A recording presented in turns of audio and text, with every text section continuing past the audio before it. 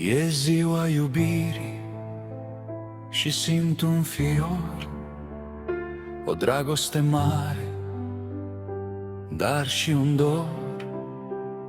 Te caut prin parcuri, pe străzi și în vise, aseară cu gândul la tine adormisem.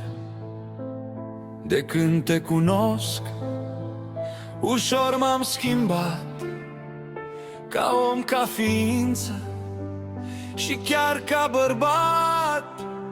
Mirosul tău gingaș, atât de iubit, cu sufletul cald, tu m-ai cucerit. Ești gingașă, sexy, ești dulce, frumoasă, a inimii doamnă, cu grijă aleasă.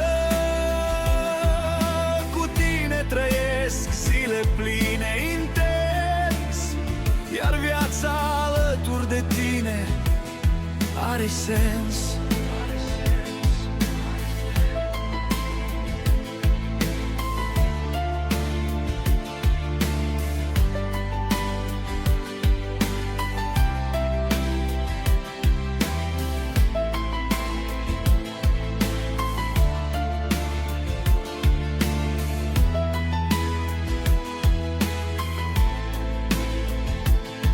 Simt fluturi zburând prin stomac, iar dragostea ta este unicul leac.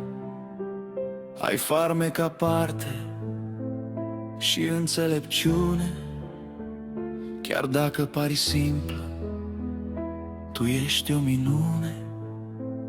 De tine, Svetlana, m-am îndrăgostit. Iubire ca asta eu n-am mai trăit. Abia aștept ziua să-mi devii mireasă, să fim împreună o viață frumoasă.